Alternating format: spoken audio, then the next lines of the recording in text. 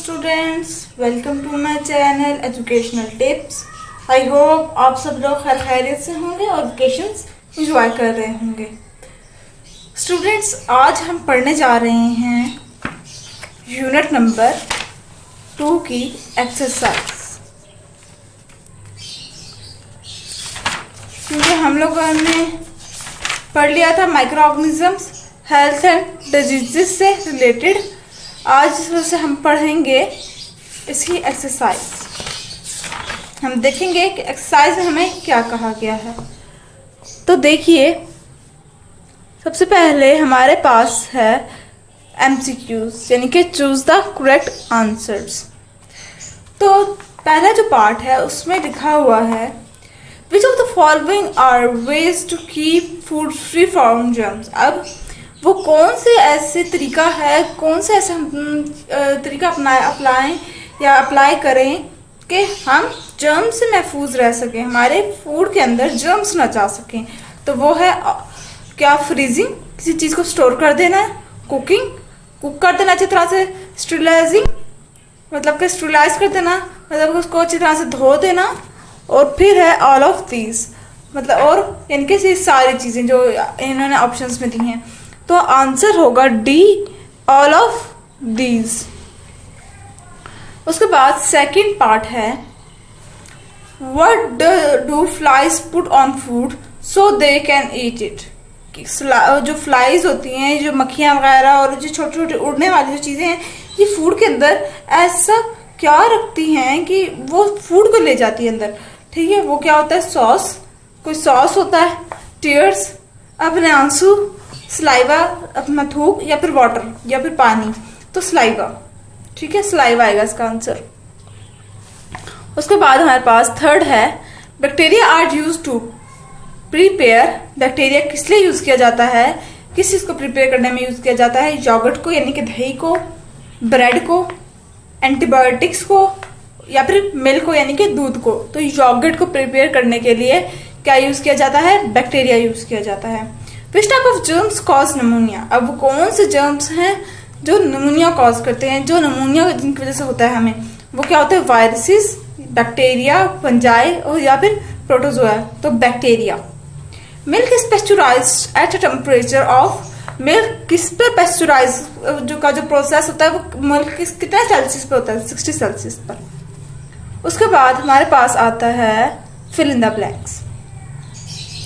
तो देखिए, पहले फिल इन द ब्लैंक्स में हमें क्या कहा गया है, foods packed in a factory contain. जो फूड जो होते हैं वो जो पैक्ड किए जाते हैं फैक्ट्री के अंदर, उनके अंदर क्या होता है, प्रिजर्वेटिव। और प्रिजर्वेटिव हमने पढ़ा था क्या था, जिसके थ्रू जर्म्स एंटर नहीं होते। Milk can be preserved by process called.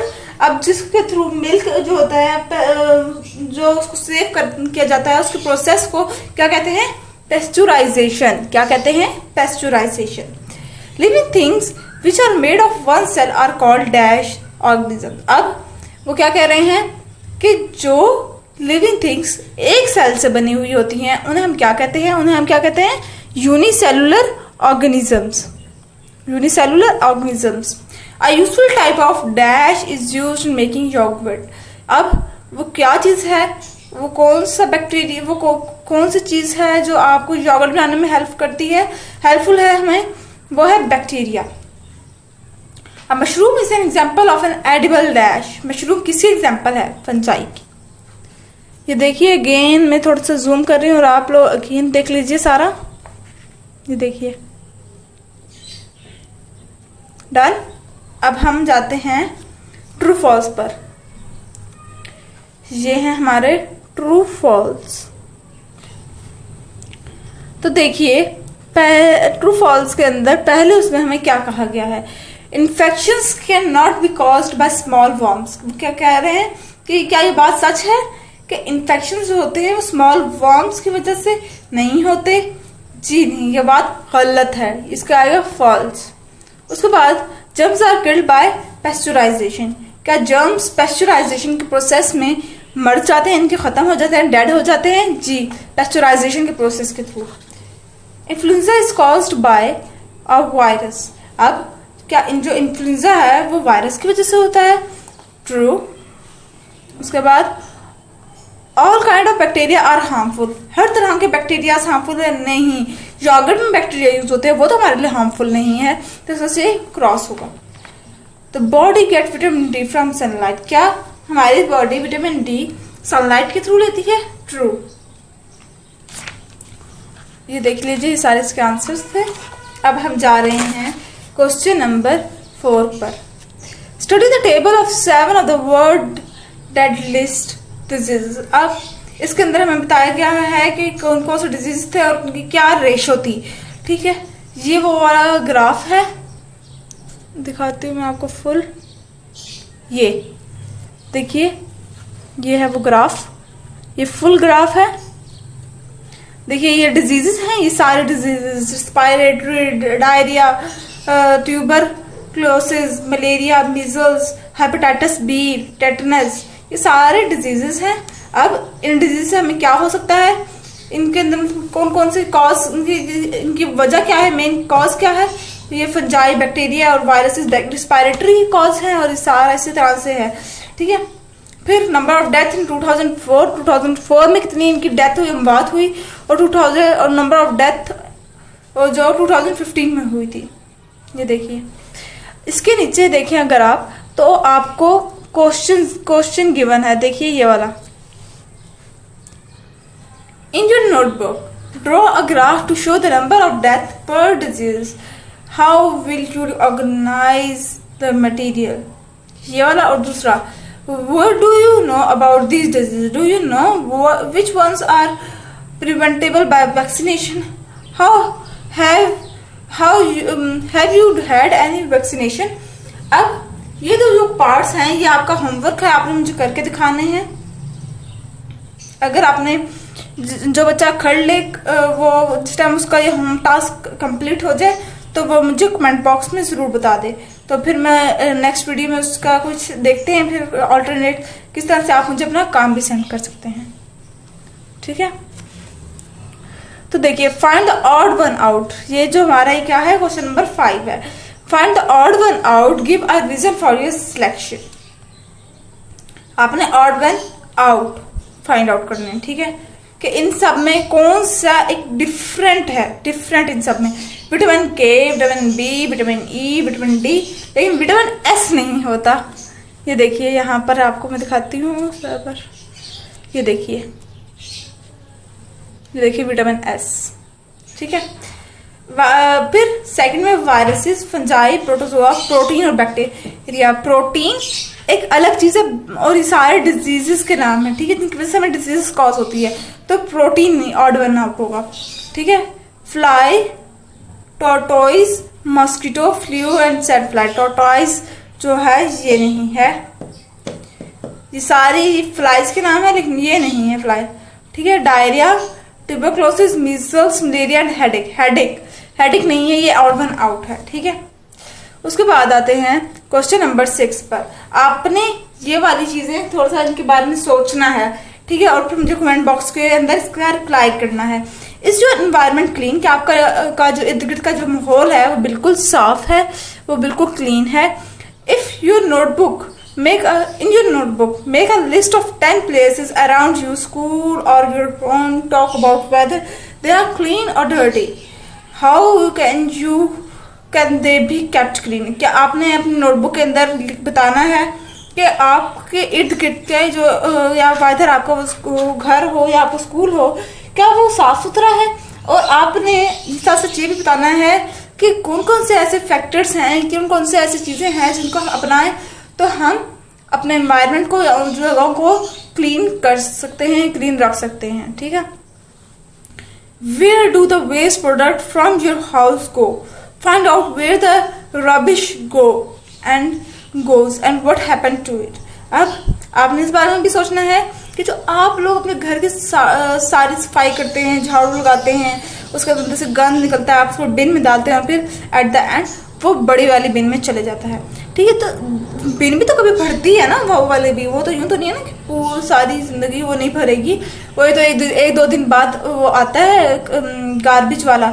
ठीक है, और फिर वो ले जाते हैं, मतलब कि जो डस्टबिन के होल्ड करते हैं जो इन सारे निज़ाम को, और फिर वो आपने ये फाइंड करना है कि वो सारा रबिश कहाँ पर जाता है, ठीक है, and what happen to it, और उसके साथ उसको हमारे कचरे के साथ क्या किया जाता है, ठीक है। उसके बाद है question number 7, answer this question. How are germs kept out of tinned food, कि हम जर्म्स को कैसे अपने खुराक से, अपने खाने से दूर रख सकते हैं, यानी कि उसको, उसके अंदर जर्म्स ना जाएं, उससे हम कैसे महफूज रहे उसको रख सकते हैं, उसको कैसे हम प्रिजर्व कर सकते हैं। ये देखिए इसका आंसर ये है, tinned food are kept out of germs by keeping air away from the food. ये है इसका आंसर, ये वाला, tinned food are kept out of germs by keeping air away from the food, जिसका आंसर है। हम अब नेक्स्ट पार्ट पे चलते हैं। व्हाट इज पेस्चराइजेशन, पेस्चराइजेशन क्या है, उसका आंसर ये है, ये वाला, milk can be preserved for a while by a process of pasteurization. To pasteurize milk, it is first heated to 60 Celsius and then cooled quickly. Most of the germs are killed off in this process. इसका answer है, गौर से देख लीजिए। अब हम आगे जाते हैं। What are the main kind of microorganisms? Microorganisms की कौन सी 3 मेन काइंड हैं? There are 4 main kind of microorganism, microorganisms की 4 मेन काइंड है। कौन कौन सी? Viruses, bacteria, protozoa, fungi. देख लीजिए, मैं थोड़ी देर से रुक जाती हूँ ताकि आप लोग अगर स्क्रीनशॉट ले रहे हैं तो आप वो ले लें, अगर आप लोग राइट कर रहे हैं तो आप राइट कर लें, ठीक है। उसके बाद in what way are diseases spread from person to person, वो क्या है, वो कौन सा प्रोसेस है, या वो क्या है, वो किस तरह से diseases person to person spread हो रही है, यानी कि बंदे से बंदे ट्रांसफर हो रही हैं डिजीजेस। कम्युनिकेबल, ये वाला आंसर है। Communicable diseases spread from person to person, such diseases are often spread through coughing, spitting and sneezing और इन्फेक्टेड पर्सन। ये वाला, यहाँ से लेकर यहाँ तक। अब हम नेक्स्ट की तरफ चलते हैं, 5 पार्ट की तरफ।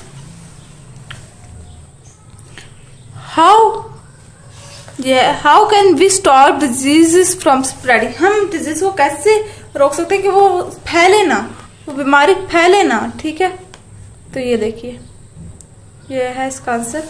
We can stop disease from spreading if one does not spit and use tissue on handkerchief while coughing or sneezing.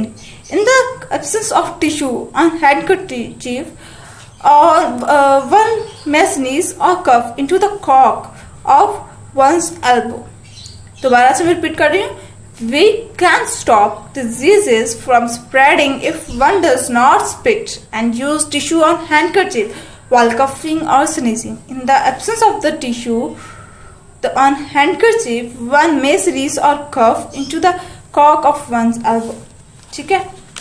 अब हम जाते हैं 6 पार्ट की तरफ।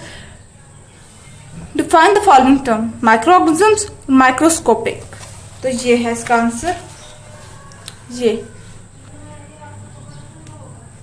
माइक्रोऑर्गेनिज्म्स। सबसे पहले, tiny organism which can not be seen without microscope is called a microorganisms. क्या?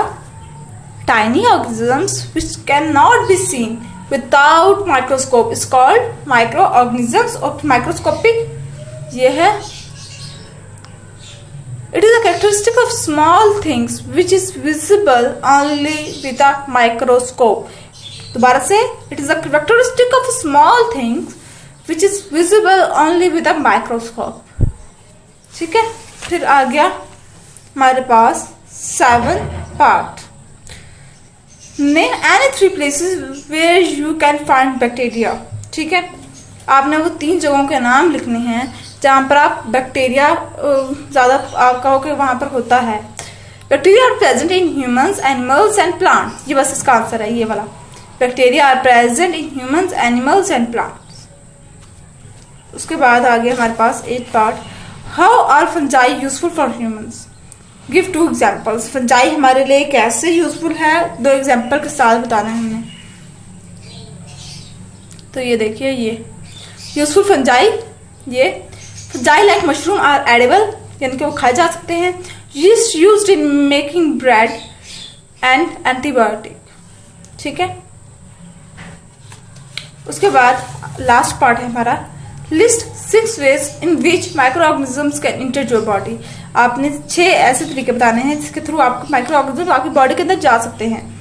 तो ये देखिए एंड पर, micro organisms enter the body. Micro organism हमारी बॉडी के अंदर किस वे से जा सकते हैं? Through nose while breathing, through eating mouth while eating, through direct contact, through cuts in the skin, through bytes of insect, through different types of worms. इसका answer होगा।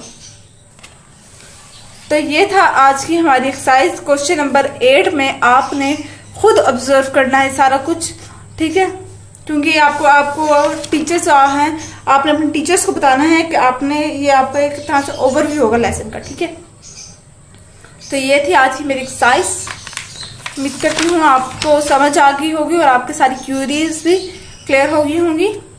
इसी के साथ मैं इजाजत चाहूंगी। अपनी दुआ में याद रखिएगा। अल्लाह हाफिज।